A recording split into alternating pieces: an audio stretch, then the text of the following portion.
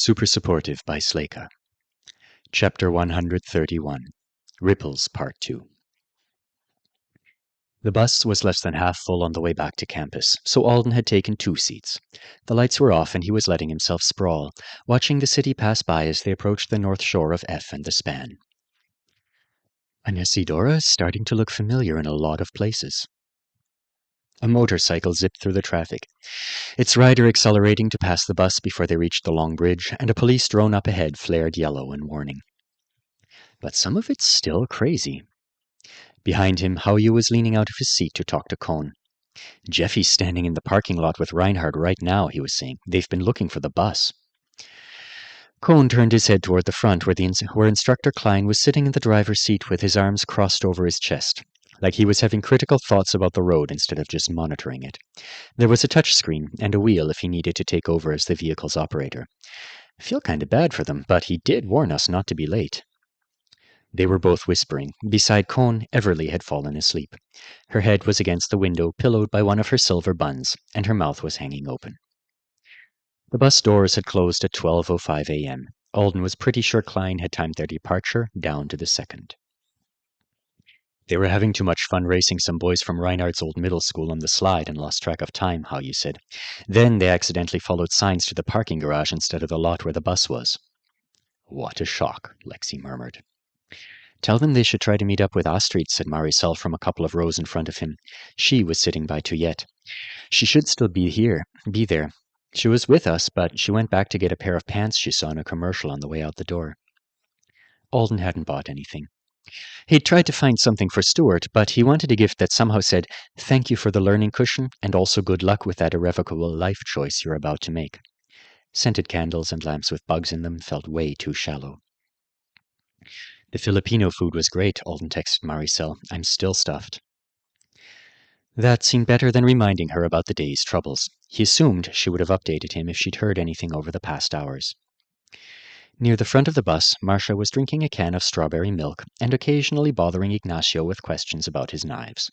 She and Maddie were the only members of their team who'd stayed to ride the bus back to campus. Even Vandy had left as soon as dinner finished.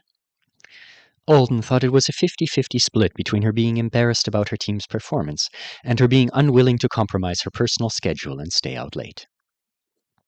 While everyone continued to murmur around him, he started mentally drafting a letter to Kibby. It would make a nice addition to his usual video messages, and taking the time to translate it to logograms for her would be a good practice. Plus, he didn't want to fall asleep like Everly. Having a nightmare on the bus would be unfortunate. They were coming less often, but the last one had bothered him enough that he was more worried about a repeat than usual. He'd been on Thagund, wearing his coat, trying to make it to the lab on the first day of the disaster. He'd heard the whistle, and he'd run as fast as he could to the car to get her, only to find she wasn't there. It was just the bodies of her father and sister. The sound of the whistle had called to him again from the endless plain, and he chased it for what felt like hours, with the tall grass withering around him and turning to dirt, as if its death had been put on fast forward. Then the last blades had rotted away and he'd stood there, alone. Just him and the chaos, no more whistling. And he realized he was going to have to go through the whole thing again without her, without another living soul. "Thank you. I'm going to wear mine on Monday," Haoyu said. Alden refocused and realized Jerry was passing around temporary laurel wreath tattoos that she'd bought for their team in the mall in celebration of their victory. He took the small square of paper from her with a thanks. "They're supposed to last a week," she told him, "so make sure you stick it somewhere you like it." She went back to her seat, and he smiled at the little circlet of dark green leaves for a second before he tucked it into his bag. "Instructor Kiv E," he typed on his interface with a thought. "I'd like to tell you about the team I worked with this week and what we accomplished together. I'm also including some video of my skill in use, so you can see what I've learned." A minute later, the bus bumped slightly beneath them as they hit the bridge. Apex and what would hopefully be a good night's sleep were just a few miles away.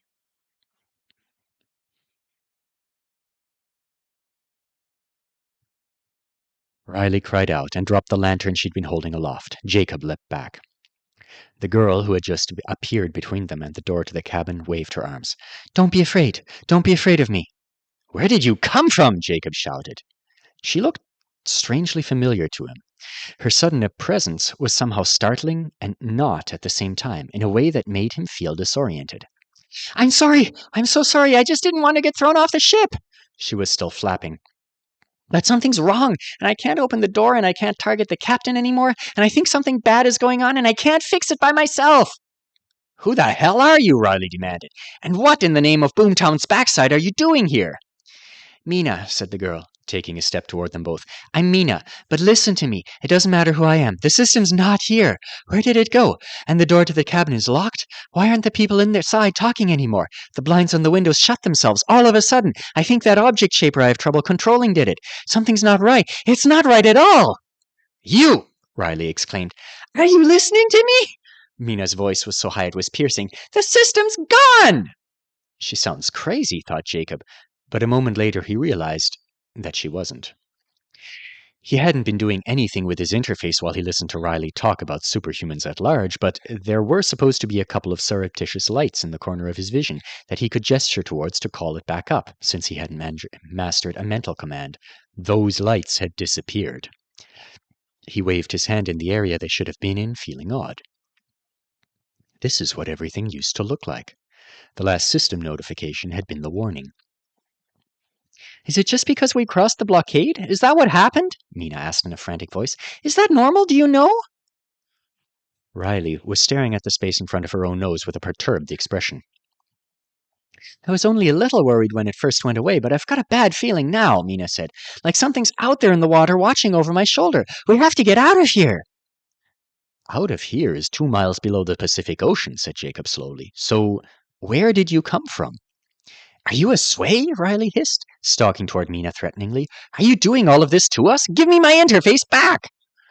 Mina staggered away from her until she smacked into the wall of the cabin.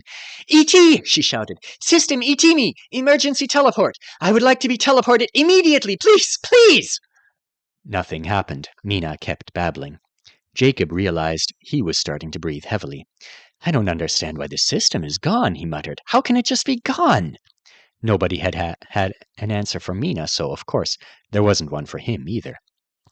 Maybe I should call for an ET too. Maybe I should. It might still hear me. Riley had frozen in the act of reaching for the terrified girl. Changing her mind, she suddenly spun toward the cabin door. She grabbed the handle and pulled. Nothing happened. The handle wasn't even budging. It was like it had been cemented in place.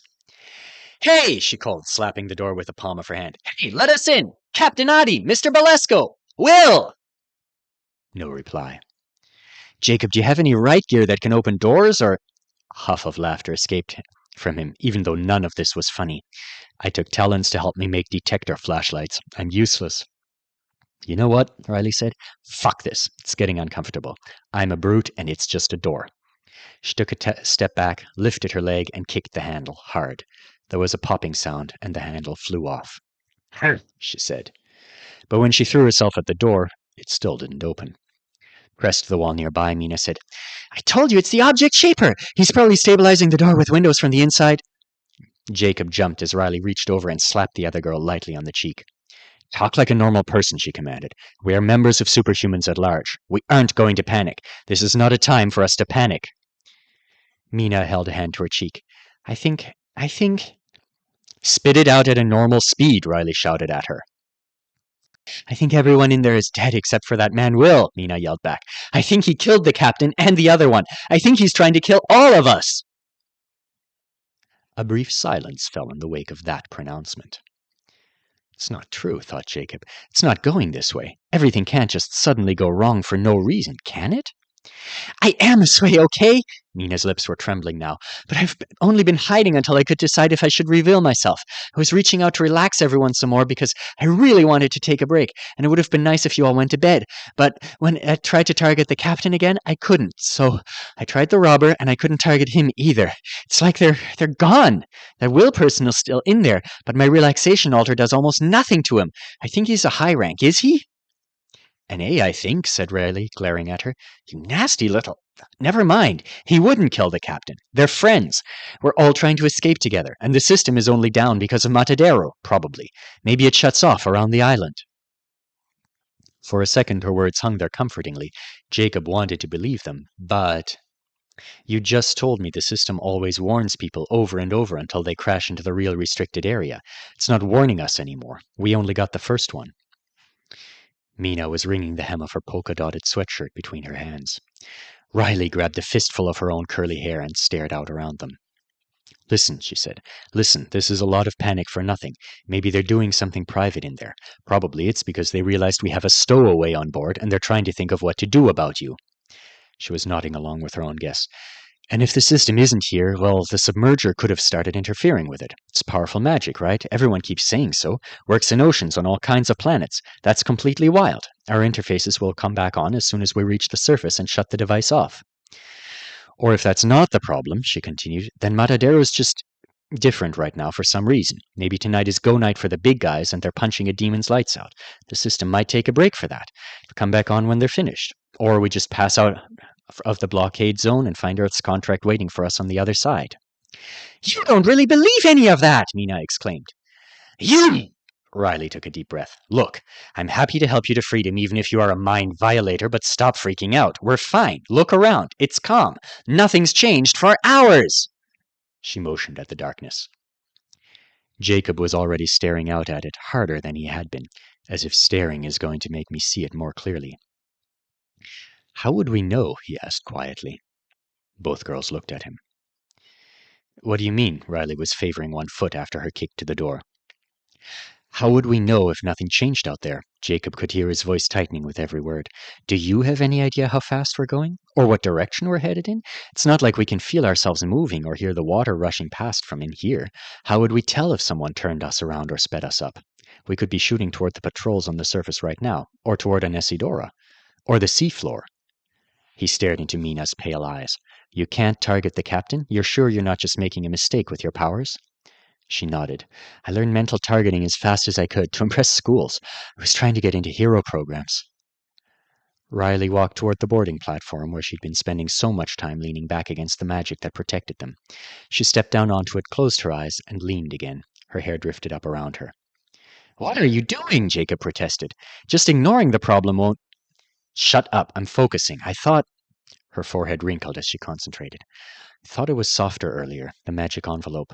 There was more of a floaty feeling. I assumed I was just getting used to it, but maybe it really changed. It's like it firmed up. How long ago? Mina asked. Right after we got the message? Riley opened her eyes. That was only a few minutes ago. It's not like we could have gone too far off course in a few minutes. How far is the edge of the blockade from Matadero? Mina asked. The timing is... And if he has taken control of the submerger because he wanted to change our direction, that's... The cube is the main thing out here, so, you know... Riley swallowed. Jacob swore. It doesn't matter how far anything is from anything, you two. Like I said, we don't know how fast we're going. We could be flying toward the place where they kill the demons like a bullet. We have to break into that cabin. Now! He stared at Riley. Now! For a few seconds, the decision stood there with them, like a question. Then she straightened up. Let's do it. You, Mina, sway the hell out of Will. I don't care what you hit him with. Give us an opening. Jacob, you... He nodded, his fists clenched. They ran at the door together. Here are the things they thought, as they tried, as they realized, that something had gone wrong, that something had ended, that something was about to end. Riley Lynn thought about how, when she was a little girl, she'd had a recurring dream about running so fast through the streets of Isidora that she created a river of wind in her wake. All the litter on the island tumbled through the air after her, and when she stopped at the northern edge of the apex crescent, it all blew past her out to sea. At the end of her dream, she always turned around to see that everyone was astounded by her, lightning Riley, clearing up their home for them every time she went for a jog. She'd been really young.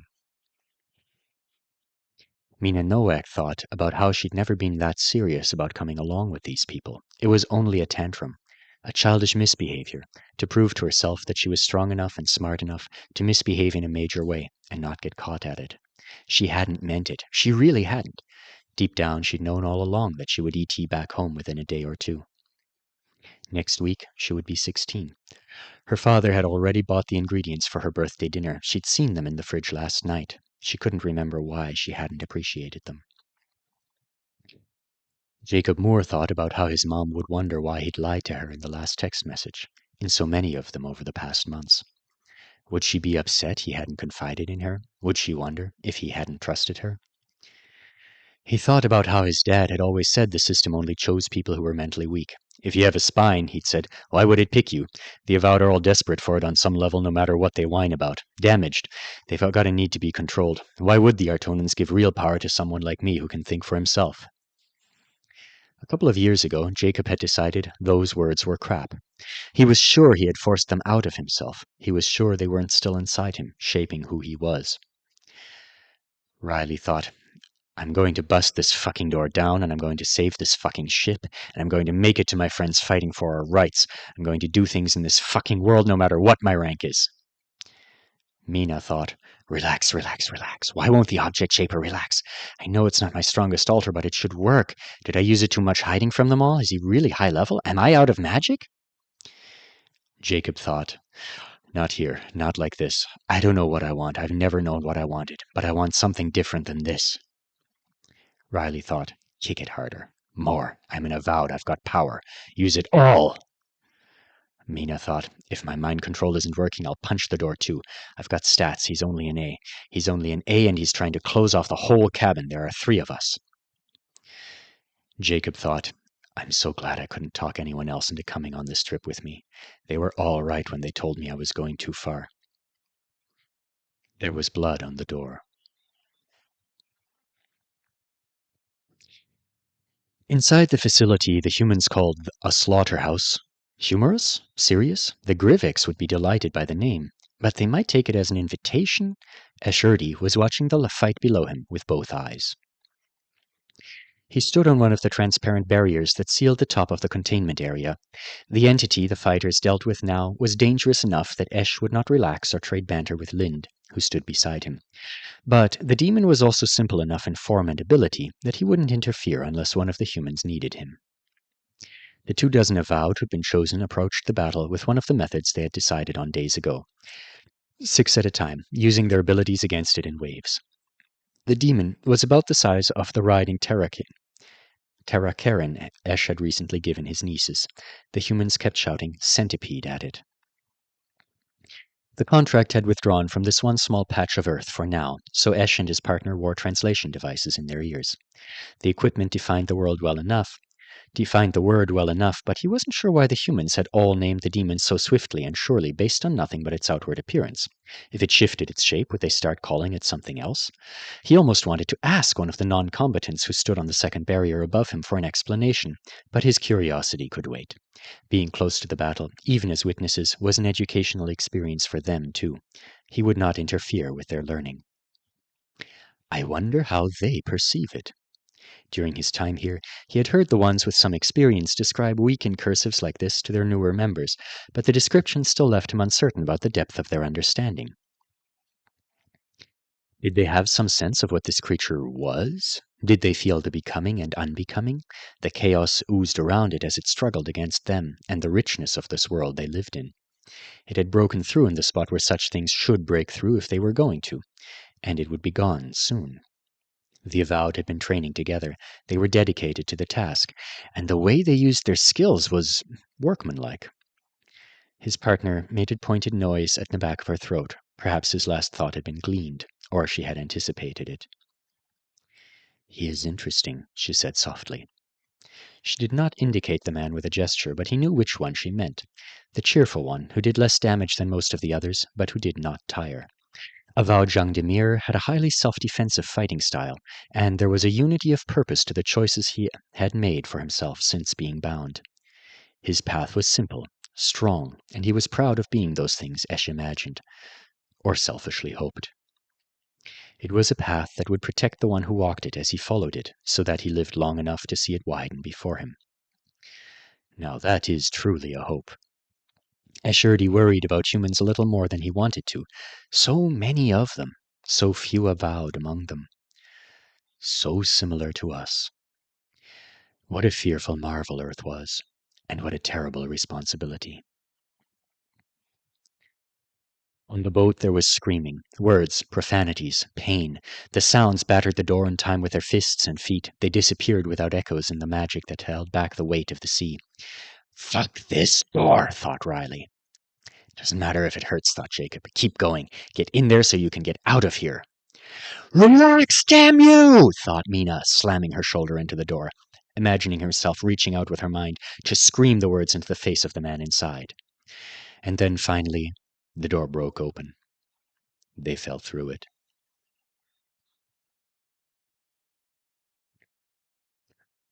Several miles from Anesidora, aboard a ship that served as a low-security housing facility for avowed who were best kept away from the larger population for a variety of reasons, a dark-haired man sat alone in a billiards room. He was curled up in a chair, a quilt wrapped around him, and the lights were off save for the one over the large table. A few balls had been left behind on the baize from an unfinished game. A woman poked her head into the room. "You're up late too," she said. "Do you want to come on a walk around the deck with me?" He didn't seem to hear her. His mouth was moving quietly. The word "relax" was the only one loud enough for her to make out. "Bad night," the woman said. "You haven't had one in a while. Do you want some coffee? I don't make it as well as you." She waited for a reply that didn't come, then said, "I'll make us both a cup." The captain was dead. Blood from a large head wound saturated the bunk below him. He'd died fast enough that his paperback was still resting on his stomach. As for the thief, his body lay in the kitchenette where the blood spray stained the cabinets, and a red pool spread out to cover some of the stickers left on the floor. "Oh, no, no, no, no, no, no, no!" Mina turned and ran. Her feet pounded the teak deck behind Jacob. Then they stopped. Nowhere to go, nowhere to hide. It was a small boat. Jacob's own mind was nearly blank. Will squatted on the floor beside the submerger.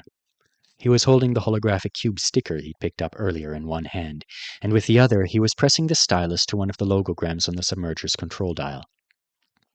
The metal bead in the tank was sunken still, but it was no longer in the center of the device. Instead, it was battering itself against one of the glass walls of its container, like a tiny fish trying to break free of the aquarium that protected it. "Sorry," said Will, his eyes looking right through the teen's. "You can't feel it, can you? I can feel it. It's right there, scratching and scratching at the door. Why does everyone on Earth pretend it isn't there?" "Okay," said Riley, her voice remarkably calm as blood dripped from her hands onto the floor. "Sir, Will, we're all friends. We all want the same thing. Give me the submerger. Let's talk about this." He blinked at her for a few seconds, then the stylus that controlled the device lifted into the air and snapped cleanly in two with a tinkling sound. The shaper didn't even have to use a gesture to do it. "No!" Riley shouted, arms lifting as if she wanted to stop what had already happened. Just outside the cabin door, Mina let out a sob. "We're almost there," Will said, dropping back onto his butt and staring down at the sticker in his hand. "Almost there. Sorry. Sorry about the trip. I changed my mind." He picked up something from the floor that Jacob hadn't noticed because of all the other horrific things that were to notice in the cabin.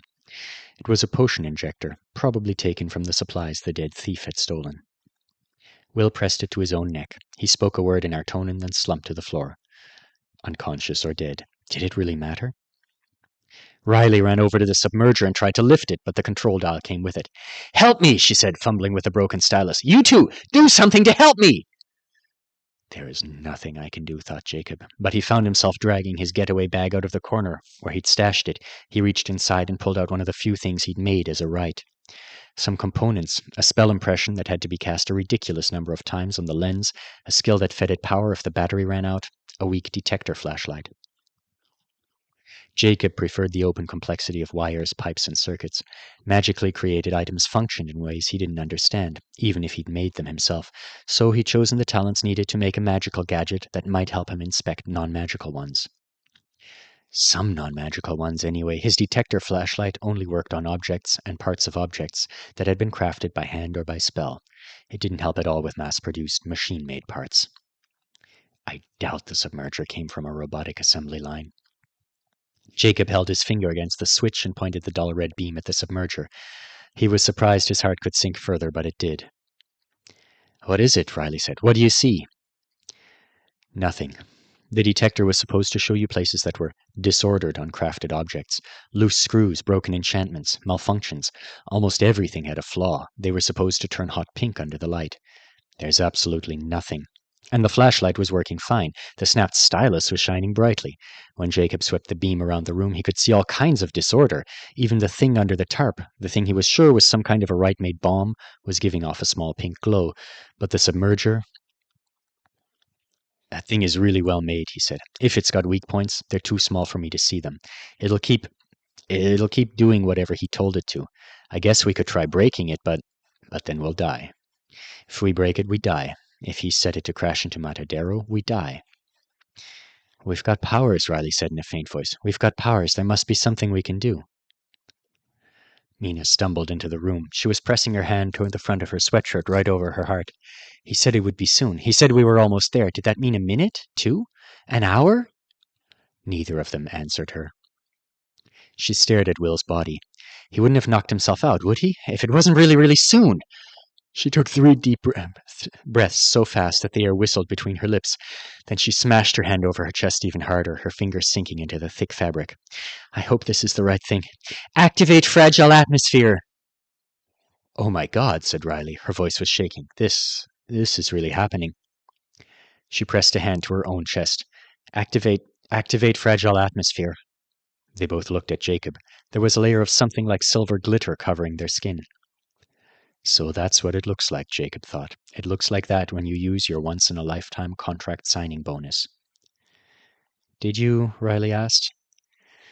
I took a device identification offering. Jacob's voice sounded distant in his own ears. Everyone said it was so much more useful for our right.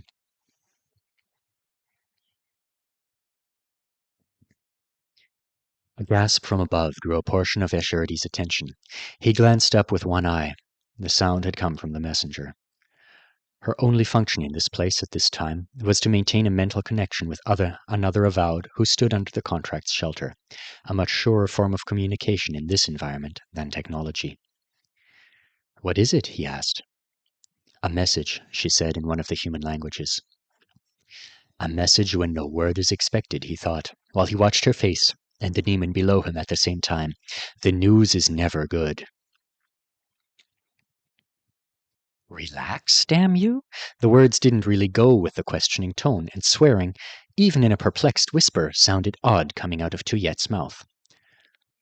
Alden looked toward her curiously. Tuyet? Marisol asked.